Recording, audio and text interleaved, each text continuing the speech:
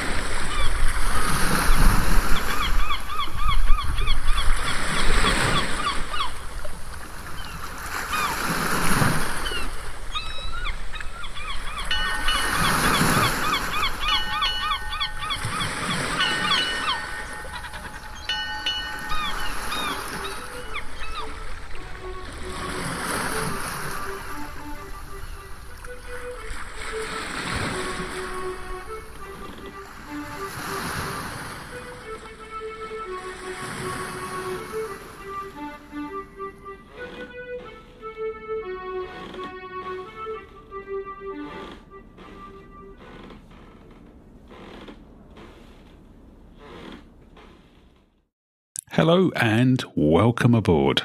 Make yourself at home. I am Jason, skipper of Happy Float. Meet my motley crew. Leon. Hello. Conrad. Ahoy there, shipmates. And my lovely wife, Sarah. Hello. If you are new to the podcast, welcome. But don't start here. If you want to follow this sailing adventure from the beginning, start at episode 13. Which is part 1 of this story.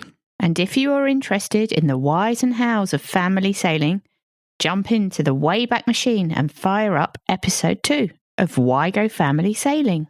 For old hands, strap in. This is going to be a long one. In this episode, We finally set foot on Scottish soil. We spend a night anchored in Loch Ness. And we continue our hunt for the lesser spotted camping gas. More tales from our summer adventure. Okay, now, where did we get to last time? We had just arrived at Neheuric, the sea lock into the Caledonian Canal. We'd been at sea for 56 hours, almost 2.5 days. And we were desperate to plant our feet on Scottish soil. But the lock gates were broken. Oh, hello, my name's Sarah. I spoke to you this morning. I'm from Yacht Happy Afloat. Hello. How are things progressing with the sea lock? Right outside the gates. So that's like best part of 2 hours then from now. 1:10 now. That's fine. Shall I listen out on 74 and you radio us up and let us know one way or the other? Good plan. You want to just anchor, do you? Yeah, all right, we'll drop the hook. Okay, yeah, that's fine. We'll be just out here then. All right then, cheers, bye-bye. It's not perfect, but they're going to let boats in at 10 to 3. She said she'll give us a call back in half an hour to let us know if we can go in the first lock anyway. Right, get ready to drop the anchor. Ready?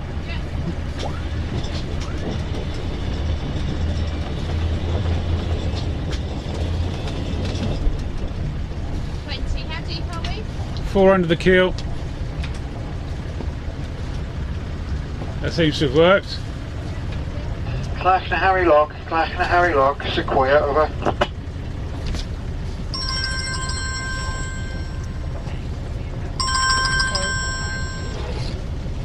Hello? Hi, Grandad! There's another on it, yeah, I'll do it. Just make sure. She feels dug in. It's not moving anyway. Neheuric Lock, this is Yacht Glory, over. No. The lock gate went down. It was getting busy with more boats keen to lock in. With the anchor down, it must be time for lunch. During our meal, we got the call from the lockkeeper. Happy Afloat, Happy Afloat. This is Neheuric Sea Lock, over. Harry, this is Happy Afloat, over. Happy Afloat. Are you okay to come in now also, over? Yeah, we're good. Which side too would you like us to come in, over? Can you do the port side too, please, over? Yeah, we'll do port side too and come into Thank you, Clacton Harry Sea Lock out. Right, boys, all on deck. All hands on deck. Oh, okay. Not easy.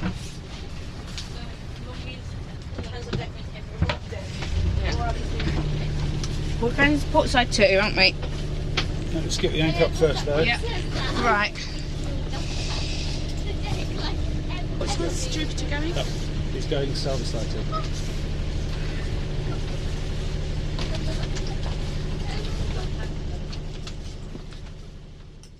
Happy Afloat was the last boat to squeeze into the lock.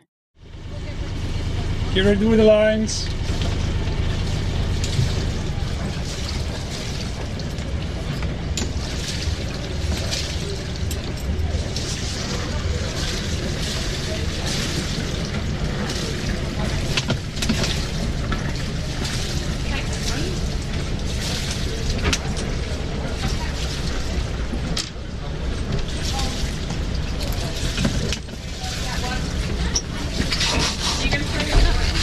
Try.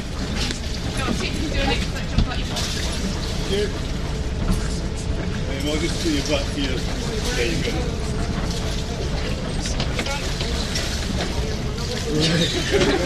Thank you very much.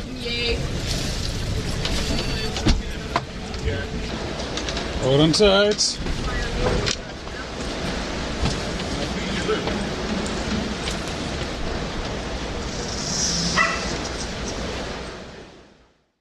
We had left Chatham 2 weeks ago. And 560 nautical miles had passed under our keel. Now we just needed to be raised up a few metres before we could step onto the soil of Scotland. We had a small world encounter. Next to us in the lock was a local boat. Not a local Scottish boat. Local as in a boat from the River Medway, our home waters. Yacht Jupiter had set off 8 weeks ago. Slowly making their way northwards. The couple on board were taking a year out to go sailing, wherever the wind blew them. The lock gates closed behind us and the water level started to rise. The start of the third transit of the canal had begun. In a few minutes, we were able to step off the boat while the lock filled. Congratulations, dear. Thank you. Making it to Scotland. Give me my handshake. Hey, we finally made it. Mwah. At long last. What channel is the Marina on? We had finally made it to Scotland. Hooray! Booking into the canal was a painless exercise, as I had completed the process online earlier that day. Okay, what's the deal with the Caledonian Canal? You lock in, you're required to show them your boat insurance, and then you purchase a 7-day transit ticket to go across the canal. And you can buy a return ticket. And in that case, what does it cost? We paid, for us, it was £260 for a 7-night transit ticket. And that works out to be about £37 a night, which is comparable to 7 nights in marinas. Yeah, and that's for 12 metres, isn't it? Yeah, for 12-metre boat. Okay, well, I think we need to explain what the Caledonian Canal is for the uninitiated. Opened in 1822, the canal is 50 nautical miles long and links the east and west coasts of Scotland, allowing seagoing vessels to take a shortcut through the heart of Scotland. About a third of the canal is man-made, linking various freshwater bodies, including the famous Loch Ness. The canal rises to 106 feet above sea level and uses 29 locks to allow boats to travel up and downhill. There are 4 aqueducts. And 10 swing bridges. Correction, 11 swing bridges. Technically, there were 10 when we entered the canal. But more about the extra bridge later. Why do we like the Caledonian Canal?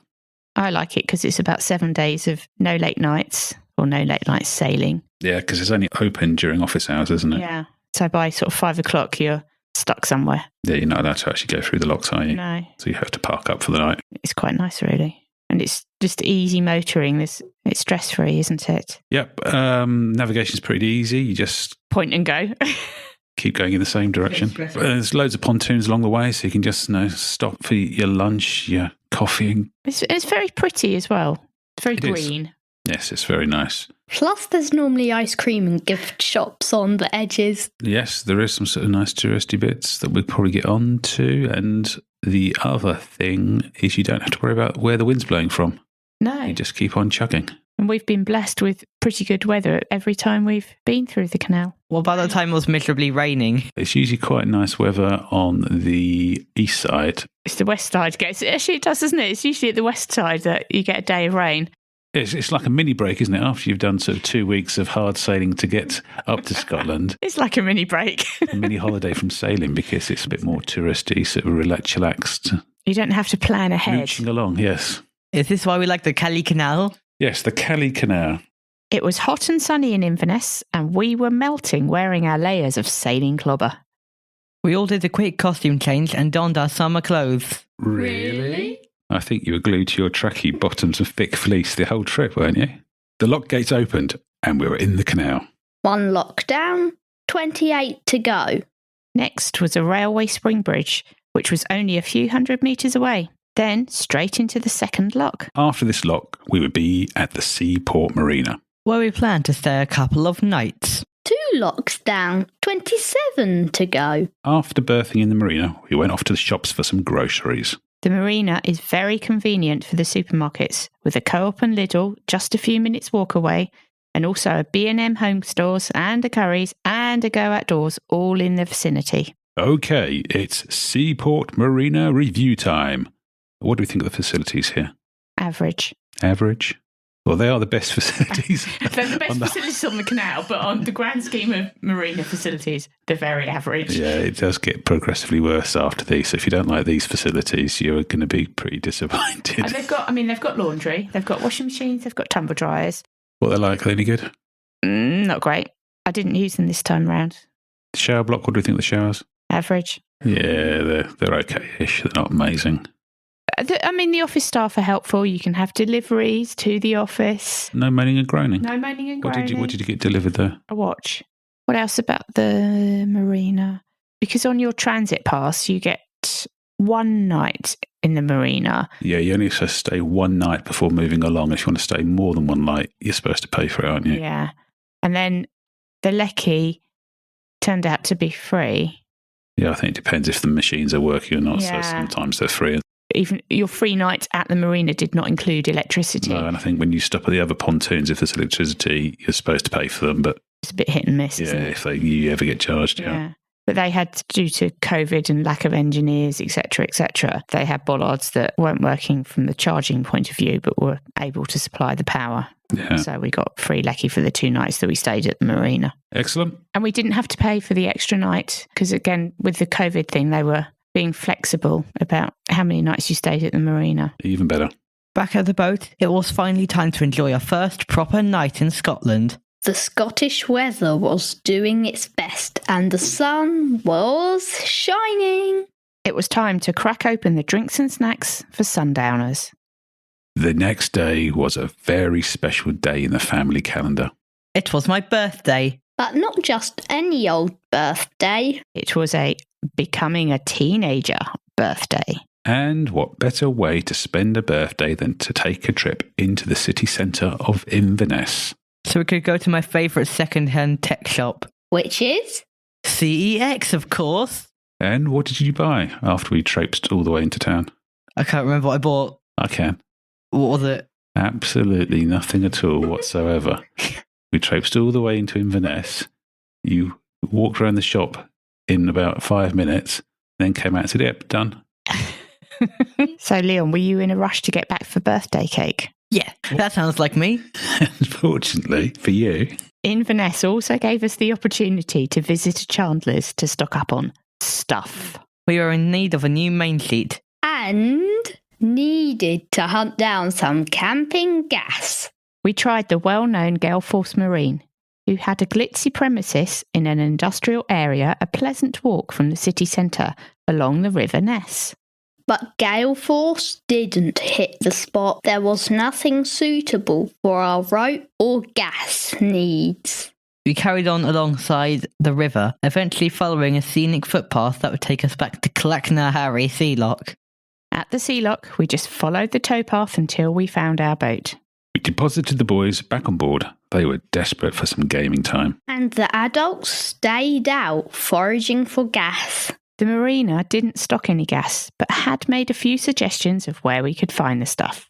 We had already tried 2 of the possible options, and Go Outdoors, where we had purchased a refill a few years ago, and Gale Force had drawn blanks. Next on the list was Cali Marine, a small private marina and boatyard a short walk further along the towpath. We have passed Cali Marine every time we have transited the canal. And although the adults kept talking about visiting, they had never got around to it. So today, Cali Marine was in luck. We would grace them with our presence and probably our hard-earned cash. A few minutes later, we were in a well-stocked Chandler's, who had everything we needed in the rope department, but no camping gas. They had excellent customer service too. We would highly recommend seeking out Cali Marine, who have a small boatyard just over the bridge from Seaport Marina. It's a real gem of a place. Also, if you do have mechanical issues while on the canal, they have engineers out and about daily along its length, so they should be able to help if the need arises. We left the Chandlers with many meters of rope, 2 fenders and a lighter wallet, but no gas. We did have one more suggestion to try, the local garage. They had gas, but not camping gas. We still had 1 spare bottle, but things were not looking good for a further refill. It was time to leave Inverness. But not before we had a crew briefing. What's the plan, Sarah? Where are we? Seaport Marina, at the bottom of Neheuric Locks, or however they pronounce it. Didn't you ask the pronunciation when you're in the office? No. You can embarrass yourself all over the No. radio. Thank you. No, we're going to go round to the wall and get some diesel while the lock office or marina office is open and they haven't gone off to lunch. Fill up the water tank. The front one's empty, so we need to fill that up. Yep. Eat some lunch. Sushi. Phone the lock keepers. Tell them we want to go up the locks, and then they can tell us when they want us. It's all hands on deck.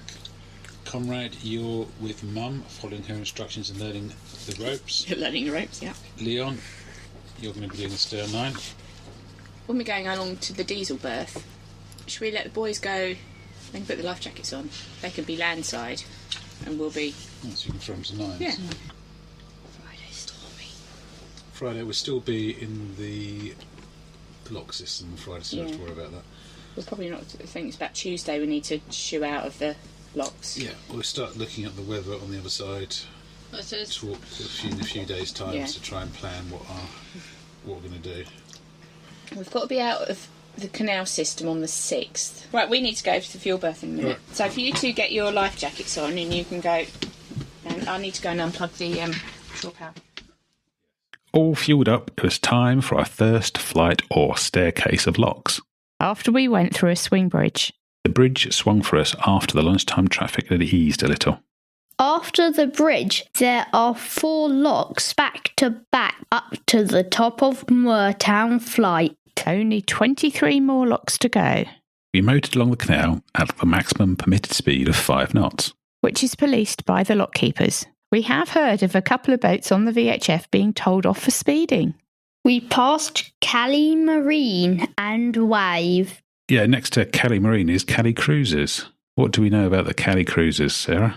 They're charter boats, aren't they? So a lot of people take their weekends or weeks, holidays on them. And quite often they're people with absolutely no boating experience whatsoever. Yep, their boats are well fended. There's usually a big rubber bumper strip all the way around them, and they sort of basically, depending on their experience level, obviously, but they tend to sort of bump their way up and down the canal system. Yeah, and this yachts is generally kind of try and steer clear of them. Yeah, it's best to give them a bit of a wide berth because you're not entirely sure how much control they have over the boats. And rules of the road knowledge could be a bit sketchy. Yeah. But that said, some of them we've seen and they're brilliant. You know, they manoeuvre brilliantly. Yeah, but this is the point you're going to start running into them because they're not allowed down the Moortown Flight and they're not allowed down Neptune Staircase. But anyway, between those 2 points, you will potentially run into these boats. The lock keepers do try and warn you that if you're going to be in a lock with the cruisers, don't they? They try and keep them separate. If you want to have a Caledonian Canal experience and you're not got the time or the inclination to take your boat all the way up there, you could quite easily have a holiday on the canal. Yeah, it's not. By just renting one of these boats. Yeah, they've got nice boats as well, haven't they? All sizes. Very soon, we encountered another swing bridge. The Neheuric swing bridge. Then another bridge almost adjacent with a little stretch of canal between them. Odd. That bridge wasn't here before. It wasn't on the charts. Or even in the Caledonian Canal Skipper's Guide handed out at the Sea Lock. It's a great guide, by the way. It has all the info you need to navigate the canal. This was the brand new Torvin Bridge, built to make sure the traffic still flows into Inverness when one of the bridges is being swung for boats. In fact, this bridge is so new that after it was swung for us, it would be opened to the road traffic for the very first time ever. As it turned out, we had a lucky escape from the Seaport Marina. In the days that followed, the new bridge had a few teething issues and was taken back out of commission. Then, the mini heatwave, meaning that the old bridge couldn't be swung for boat traffic. The heat was expanding the old bridge, so they were afraid if they did swing the bridge, it would not fit back in place. Then the road traffic wouldn't be able to flow at all in Inverness. So other boats were stuck for a few days until the weather had cooled down. In our shorts and t-shirt, we enjoyed the canal and the warm weather, gently cruising along. Waving at the walkers and cyclists on the towpath. As the canal had no tides or current, this was the perfect opportunity to calibrate the speed log. Mid-afternoon, we arrived at Dock Garrock. Or Duck Garrock, as we call it. Do I need to ask why? Because there are usually lots of ducks and ducklings. It's very pretty and very quiet. Well, quiet at least when the last tourist trip boat has stopped for the evening. We decided not to stay the night this time. We motored on through Vergara Lock. Only 22 more locks to go. The reason for the tourist trip boat is that just around the corner was Loch Ness. There wasn't going to be much wind overnight and we wanted to anchor in the famous lock. There was, however, just enough breeze for us to manage a little sail. Nessie spotting, we're in Loch Ness. Any monsters yet? I think we should get the headsail out. Sail. Come round. Can you sort out the side, please? Free to run. Let's go for it.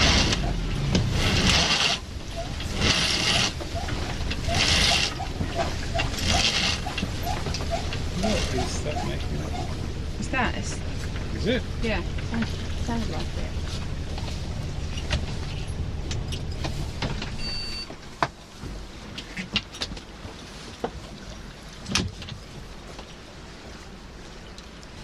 This will help get our sailing average back up. Yeah. You found one yet? What? You got this one or more than one? 2. Yeah, there's 2. 2 giant eels. There might be baby ones, because as far as I know, the eels were released about 50 years ago. They were released as giant eels. Really? Yeah, it was in a Week Junior article, 1970s. They were secretly released as an attraction. However, scientists and researchers now have worked out that there are eels.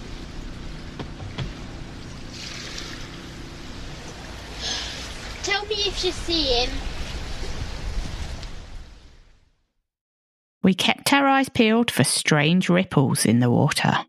and for strange appearances above the water. But Nessie must have been at the other end of the loch, 18 nautical miles away.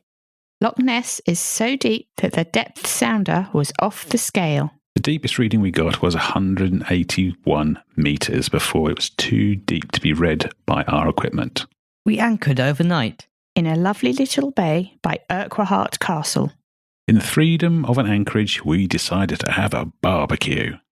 The only problem was Dad dropped the barbecue lid in the water. The problem with stainless steel and water Is that it sinks. Now, in my defence, the barbecue lid is usually tied to the boat when in use. Except when it's not. except when it's not, which it wasn't. After ruling out diving down to retrieve the lid as we were in 12 metres of water, Dad made a crazy plan to get the barbecue lid back on board. Using the strong magnet at the end of my torch, a Christmas present, attached to a long length of line, I tried to coax the lid back to the surface. The line came back. But the lid and the torch didn't. I'd lost a barbecue lid and my cool torch, and this was in addition to my Leatherman tool, which I had dropped overboard on day one of the summer adventure. Now, the Leatherman Crunch is an amazing tool for boat projects when you need 2 pairs of hands, but you're on your own, and I was missing it dearly. Dad was pretty certain that the Leatherman was in the water next to the pontoon at our home berth. All we needed was a super strong magnet. there are many super strong magnets available online designed for fishing metal stuff out of rivers, ponds, etc. Jason convinced me it would be a great addition to the boat as long as we kept it away from the compass. And the autopilot's gyroscopic compass. Now, there is a major flaw in Dad's cunning plan that gets covering Key Stage 1 science. The rest of you will have to wait until we get back home and I go fishing for my Leatherman to refresh your memory of basic science. I ordered a new cob barbecue lid for delivery to Oban, and Jason sneaked a barbecue pizza stone onto the order too. Honestly, when would we ever use a pizza stone on a boat? The next day, the weather was also fine, and it was time to go up another big flight of locks. But first we had to motor across the rest of Loch Ness to Fort Augustus. We didn't see Nessie. Obviously, he must have passed us while we slept in the night and was now at the other end of the loch. You have to book to go up the Fort Augustus locks, and we had a time slot all to ourselves, no other boats in the loch. Which has never happened. The flights of locks are usually a very busy pinch point, especially as the Fort Augusta Staircase is the only lock flight that holiday charter motorboats are allowed to use. And the lock keepers do not like to mix the holiday boats with the transiting boats. While we were waiting for the swing bridge at the bottom of the locks to prepare, we made a dash to the ice cream parlour for promised ice creams. Running back to the boat because the bridge was to be swung early with an ice cream in hand is not to be recommended. It was the fastest and easiest locking in and up process we have ever done. Just to explain, when at the main locks, one person is required to be on the helm. that's Dad's job. And 2 people are required to walk the boat through the locks with long warps as the stern and bow lines from the towpath. That's my job to do with Mum. And I help either Mum or Dad as needed. The lock keepers are always there to lend a hand if needed to. On single or double locks, everyone stays on board and the lines are tended from the boat. We managed to get the 5 locks of Fort Augustus done in no time at all. Only another 17 locks to go. Fort Augustus is quite touristy, so there is generally an audience watching your every move as you go through the locks. The onlookers generally get in your way while taking pictures, tripping over your lines and blocking your path, as you try not to crash your pride and joy into the lock walls. Having reached the top of the locks, we motored on to a place called Kaitra. We arrived just in time to go through the locks before the lockkeeper took a break for lunch. another lock done, just 16 more to go. So far we were still always going up in the locks. But what goes up Must eventually come down. Since the weather was so nice, I decided that the afternoon was a prime opportunity for the tribe to tackle some easy hand washing. Passing boats then got full viewing rights to our underwear hanging out to dry. Fortunately, our pants didn't have too many holes in them. We chose to stay put for the night, as it was so peaceful amongst the trees.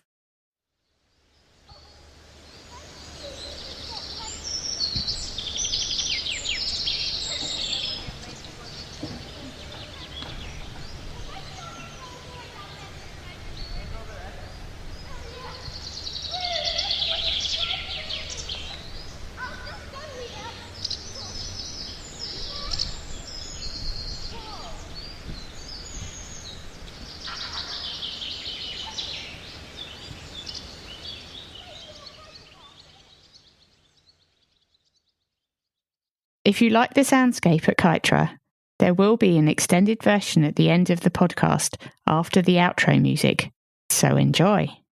The crew of the yacht Midnight Oil, which we'd seen in Inverness, tied up on the other side of Kytra Lock. Sarah had spotted that they had kids on board. So we went over and asked if they wanted to play. They did. Boat kids find their own ways of amusing themselves. And what could possibly go wrong with a game of catch near a lock? It was only a matter of time. Before the ball went in the lock. And was then retrieved out with our fishing net. Only to go in again. How many times did the ball go in? 5, 10? There's quite a few I seem to remember. One time it took about 10 minutes to get it back out again because it got stuck right in the middle. Okay, all good fun. When the midges started to come out, it was time to say our goodbyes to our new friends.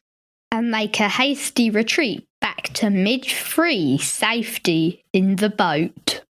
The next day, we headed on to Loch Oik. Going through another lock and swing bridge on the way. Only 15 more locks to go.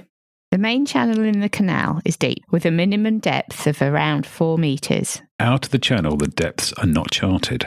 It was almost coffee and cake time, and there was a tempting pontoon to stop at next to the ruin of Vergara Castle. Well, there was a floating pontoon, so how shallow could it be? The wreck near the pontoon was a bit ominous.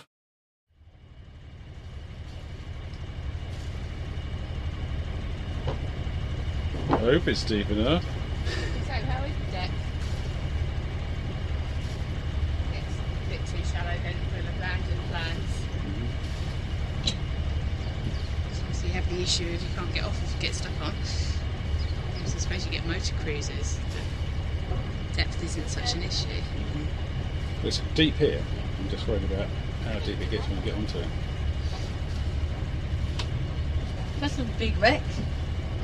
Yeah, that might be us in a few minutes.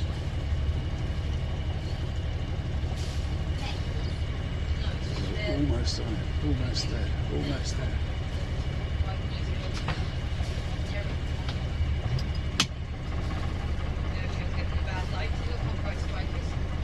Yes.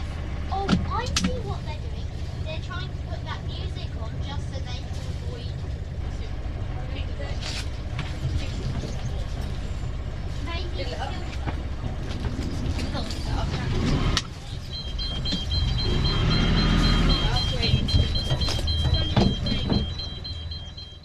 We slowly edged towards the pontoon. The water was very shallow.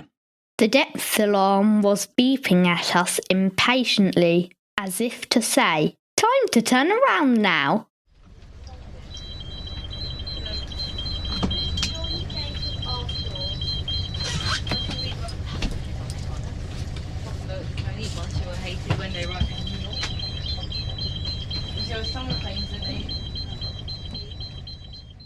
I was slightly panicking. What to do if we went aground in a tideless area? Although tideless, the lock does feed hydroelectric generators and the water level can drop. We had to hope that the locals didn't have the same idea as us and started to boil their electric kettles. Like most yachts, the depth sounder is in front of the keel. So when we had a couple of centimetres left under the boat, it was time to stop before we ran aground. Scotland is rocky, and I didn't want to scrape off my anti-fouling. And the water was so clear we could see the large rocks from the surface. Only half the boat had made it into the pontoon before we ran out of water. We tied off what we could and sent the boys off to explore, armed with a set of walkie-talkies. We have a set of 4 Icon personal mobile radios on the licence-free 446 frequency. These are perfect in remote locales with no phone reception when you want to stay in touch with your crew. I radioed the boys back to Happy Afloat for drinks and a snack. Over 11Cs, we had a history lesson from Mum. Yeah, Mum, what was the history lesson? Well, it was about the Battle of the Shirts. What is the Battle of the Shirts? Well, I'm glad you asked, Jason. The Battle of the Shirts, as relayed by somebody that we met who was either a lockkeeper or a boat owner, can't remember.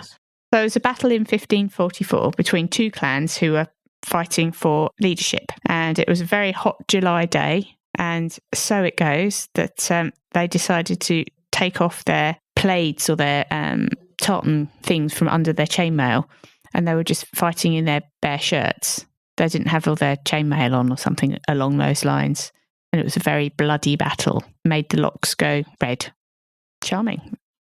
So, yeah, that was the Battle of the Shirts, as I remember it. Why didn't they call it the Battle of the Red Lock? Yeah, why, Mum? I don't know. That's one version of the story. And as it turns out, the Gaelic for Battle of the Shirts, if you change one letter, I think it's an A for an I, in that sentence, it then translates to Field of the Swampy Meadow, which historians think that is the actual name of battle. It's all because of the terrain and nothing to do with shirts at all. Right. And it was by the Lagon Lock end. Yes. But that's interesting because when I Googled it this morning and was reading it, it referred to the Swampy Meadow. So the whole Battle of the Shirts thing could be complete nonsense and just a mispronunciation of a word. But anyway, yes, the Battle of the Shirts or the Battle of the Field of the Swampy Meadow, whichever you prefer. After coffee and cake, it was time for everyone to stretch their legs and explore the castle. Yep, let's go have a look at this castle, see if we like it, see if we're going to move in. This is up a dirt path. Yeah, I hope it's got running water. If it doesn't, could we make it working? I think in the era that this castle was built, running water is what you had coming through the ceiling when the roof had a hole in it. Well, how do we get water in the castle then? Buckets, I would have thought, from the lock. Do you think it'd live in the castle? We'll have a look at it first, see what we think. Let's go up then. There's the castle. I think it's going to need a bit of work. I think so too. Right, read out the warning sign. In Vergara Castle, warning. These ruins are dangerous. They have been fenced off to exclude the public from danger. Do not go within the fenced area. If you ignore this warning, you do so at your peril. And should any injury or loss occur, you have no claim against the owners under the Occupier's Liability, Scotland Act 1960 or otherwise. Right, shall we go inside and have an explore then? Well, it's padlocked off.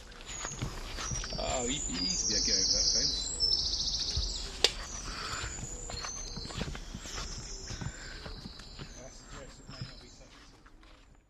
The castle was quite small, more of a keep really, and a bit of a ruin.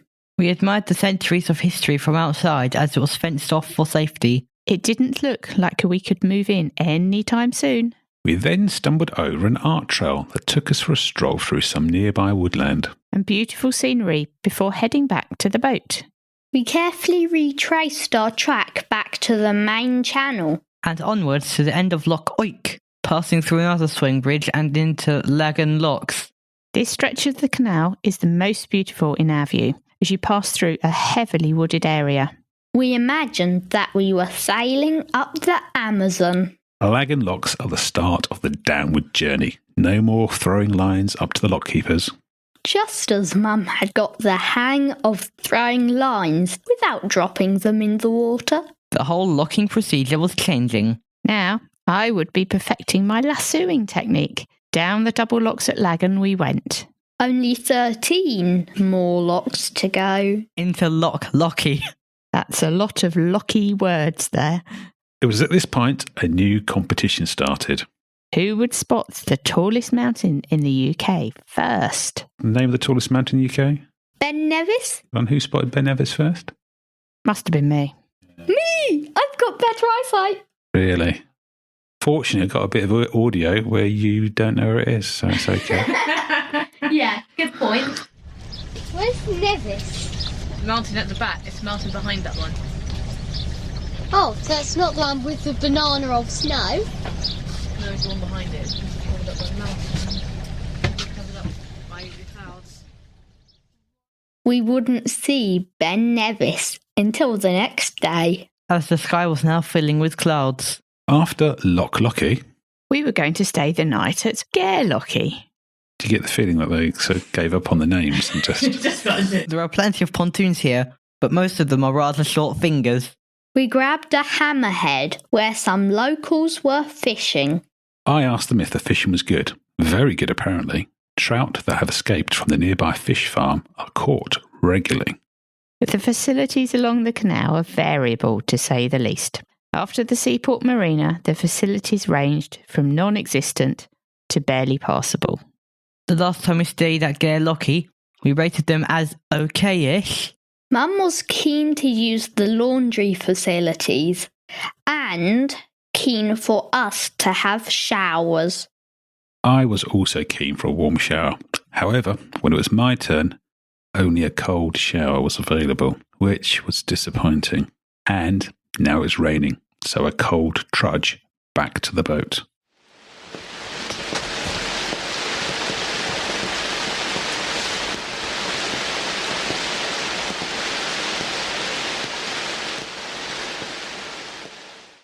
The next day was going to be a big one.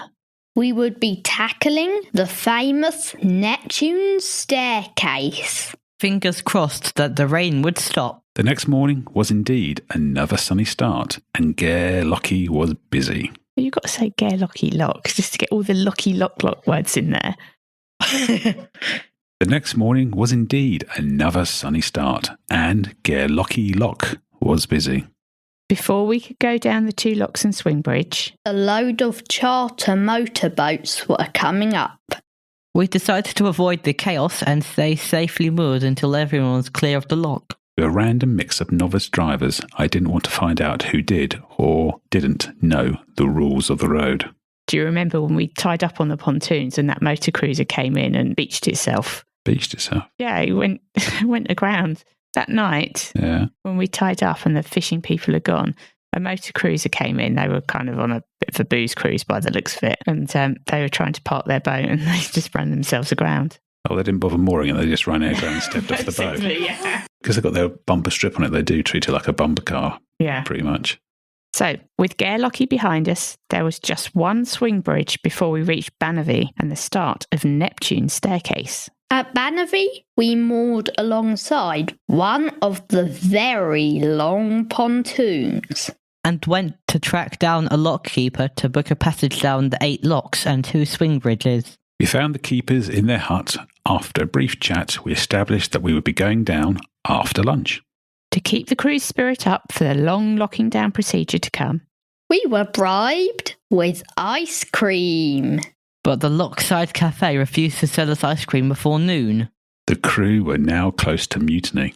Neptune Staircase is very touristy, as the flight of locks is so photogenic. And the spectacle of boats progressing up or down the steep slope is a sight to behold. We would be on show to the world, especially as again, we'd be the only boat locking down in the afternoon time slot. Mum made us put on clean clothes. We received the call from the lockkeepers just as our lunch came out of the oven. The soda bread with sun-dried tomatoes was quickly cut up and put into a large mixing bowl. It would be lunch on the go. Which we passed around the crew as we progressed downwards, when the boat was conveniently at the same level as the shoreside crew. We've got it all to ourselves. Great, it won't take long if we've got it to ourselves. It's going to be quicker. Hello again, how are you doing?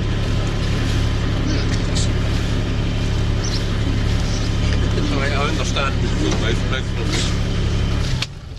I can speak dentist as well. You say many languages, you know. I know full mouth, dentist. Thank you. Episcopalian. Right guys, we need 2 guys off to what road? Charlie, We're there to help anyway, so just give, you're not sure about anything guys, just give us a shout. I'm Ben, by the way. I'll be your flight attendant. Yeah, that one.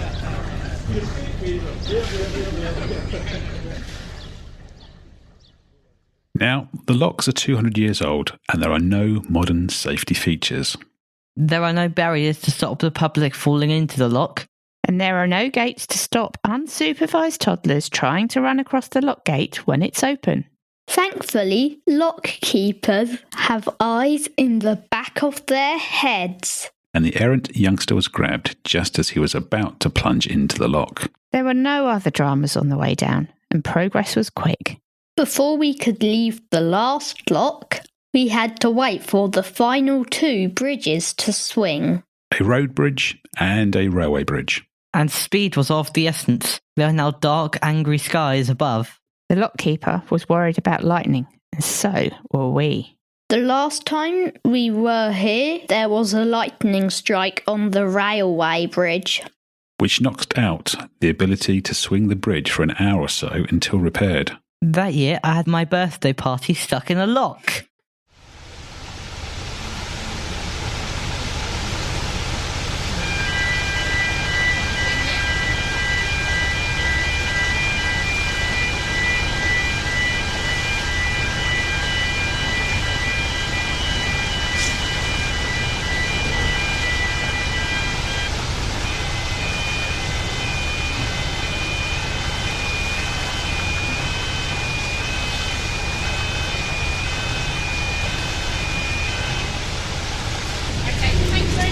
Welcome guys, stay safe. Cool, brilliant. Thanks a lot.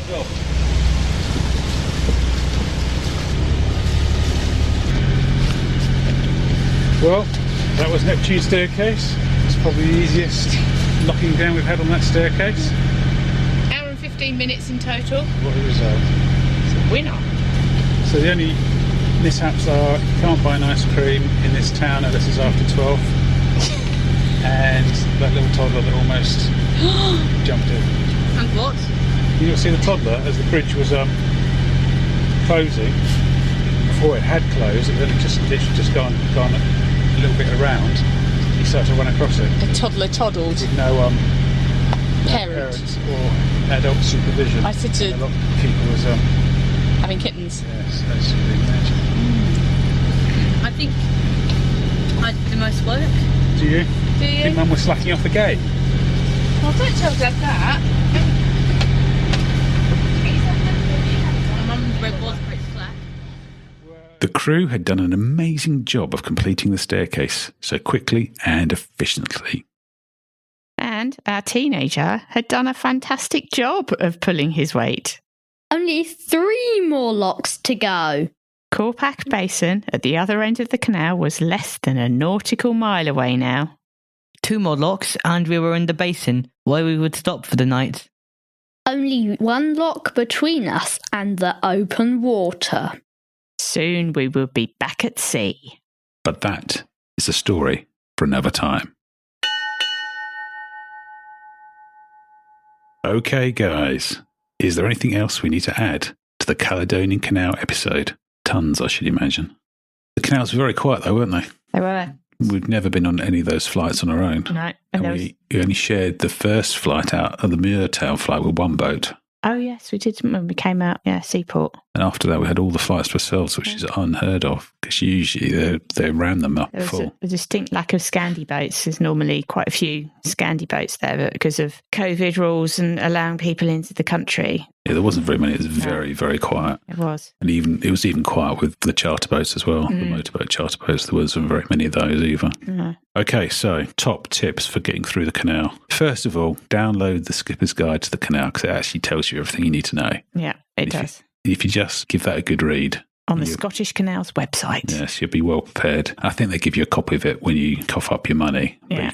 That's exactly the same version that's online, so you can just download it. And it's not up to date because it didn't have the new bridge on it. No, it's really simple. Yeah. To go through the canal, really. Exactly. After you've done your first couple of locks, you'll be sort of pretty sorted.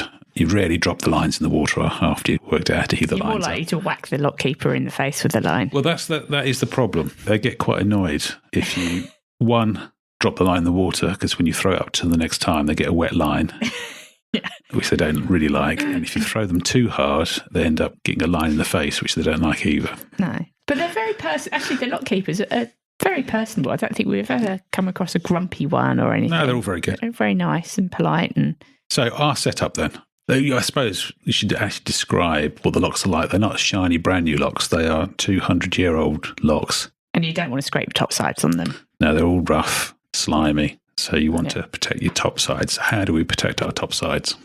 We have got a tarpaulin, which we bought at great expense from Toolstation, I think. So we put a tarpaulin next to the hull and then fenders on top of that. On top of that. Because the fenders will pick up grit, stone, dirt, slime, and all sorts from the lock wall. Yeah. And then we put a fender board on the outside of our fenders.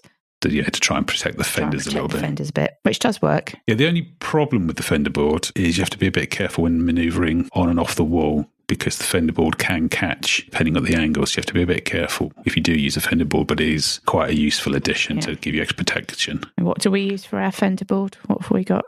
We've just got a length of, I don't know, is it decking plank or something? Or no, it's a plank, a softwood plank that we oil up so it looks nice going to Scotland. And after you've been through the locks and all your oil and varnish is scraped off, it then looks the right state. Yeah, that's fine. Which is an indication of why you actually need one, because it does get the surface is completely gouged. You need long lines as well. Actually, that's an interesting one. You go into the first lock, when you go into the sea lock, whichever end you're going into, there's always a boat that doesn't have lines that are long enough. Yeah, I think they recommend you have lines. You need at least 2 warps of 15 metres. Yeah. And if you haven't, I guess when we've had lines that have been too short, we've just tied 2 together. Yeah. But our lines tend to be long enough because we make sure that our lines are 1.5 times the length of our boat, don't we? So we didn't have a problem this time. And the only lock, which is it the Gairlocky, which is quite deep, I think we kind of went through this time. There's a double lock there. I think it depends. It's double height, isn't it? Yeah. But they've got lines that they permanently rigged up that you can use because they're not expecting you to have lines that long. Exactly, because it's quite a deep lock, as you say. Yes, big step. The other thing is, if you're going to rig up all your tarps and fender boards and what have you, what happens is once we've rigged up, we keep them all out. We don't get them in. No. We don't put it all in between locks because you're travelling short distances. And you tend to just leave them on the one side rather than swap sides every time you go to a lock. If you're sensible, you do. So if you're going to be sensible and always have them rigged up on one side, which side should you have them rigged up on? If you're going from the east coast to the west coast, you want to be rigged up starboard side too. Why is that? Because that's the side where all the lock keepers have their stations, the control units, so they will be on your starboard side, so they're going to be able to help you out quicker than those that are moored port side too. Yeah, well, the lock controls. That's the word. Yes, the lock controls are on the starboard side when you're going from east to west. Yes, or port side if you're going the opposite direction. Yeah. So, if you're rigged up on the right side, you always get that side too. And the lock keeper will always be there, especially as more favourable. Yeah, it'll be there to grab your lines and let your lines off. Whereas if you're on the other side of the lock, you're not going to get so much help, especially when the gates are open because it can't really get to you easily. So that's your top tip. But yes, we did come across a boat that insisted on taking their fenders in every time they'd gone through a lock and then asking which side to they should go. Yeah, the funny thing about that is that was at the halfway point, and you would have thought after you'd gone through 15 or so locks, it was, wasn't it? It was you would have decided this is a real pain, bringing them in and putting them out every 5 minutes. But there you go. Gives them something to do. Well, maybe it's a part of their exercise routine. I don't know. If you're a novice with locks, don't let the Caledonian Canal put you off, because by the time you've done 29 of them, you will be an expert on manoeuvring your boat in tight spaces and locking in and out. I mean, to be honest, given the assistance you get, I actually think it's less stressful than taking a boat into a marina that's a locked marina. Well, it's because it's not tidal. It's not so tidal. You haven't got to fight a tide. Yeah. So it's actually a lot more straightforward. The only stressful bit from a helming point of view is trying to keep the boat stationary when you've got a bit of a wind blowing. Oh, yeah. Because then you get blown around the canal, and obviously a canal, you don't have a lot of room, so it does involve a bit of reversing and motoring to one side of the canal to then be slowly blown across the other side without trying to block the canal, because you can't sort of no point into the wind, because then if the wind's going across the canal, and then you have to keep it clear for the boats coming out of locks, so that can be a bit of an issue if it's too breezy, but it's not usually much of an issue. And then obviously once you're in the lock, you get more shelter from the wind. And I suppose the only other thing would like to bring up is pizza stone then. We haven't got the pizza stone yet. No, I just thought, pizza stone. Yeah. After you poo-pooing the idea. Yeah, I did poo-poo the idea. Who needs a pizza stone On a yacht. The thing I'd like to say is once you've had a barbecue pizza, you can never go back to oven pizzas. Off the back of the pizza stone on the boat, then what happened? We got a pizza stone for the house barbecue as well. Yeah, the barbecue at home. And now what happens on pizza night? You stand out in the freezing cold in the middle of winter, even when it's raining, so we can have barbecue pizza. But more on the pizza stone on another episode. We love feedback. A big thank you to everyone who has posted a review or sent us a message. And thank you to Simon for the feedback via Facebook and to Damon for the 5-star review on Audible. Ooh, thank you. And a big thank you to Alex for buying us a generous helping of ice cream via our website. Wow, thank you. If you have any questions, send an email or a posting on Facebook. All relevant links are on the website happyafloat.com. If you'd like to help us grow, spread the word. As I told my brother when he visited the pick and mix counter, it's nice to share. And don't forget to follow and rate us in your favourite podcast app. If you're also an Audible listener, this is a gentle reminder to pull your finger out and leave us a review. If you do post a review somewhere, send us a message so we can track it down and mention you in the podcast. happyafloat.com. A few words about the 3D audio experience, which we know some of you are enjoying. All the audio clips are recorded binaurally on a custom-built microphone setup. Who we call Ed Head. Because he records audio like a human head hears sound. Which means that when played back on headphones, you will be transported to the cockpit of Happy Afloat, surrounded by sound. Although we have hours of audio, only a few minutes makes it into the podcasts when we are having a vaguely interesting conversation that moves the story narrative along. If you like the ambient sound experience, let us know, and we will release bonus episodes of lightly edited, immersive audio for you to enjoy. Next time aboard Happy Afloat. What awaits us beyond the canal? Until next time, happy sailing. Don't forget, after the music, there will be an immersive 3D sound experience. Put your headphones on, close your eyes, and enjoy.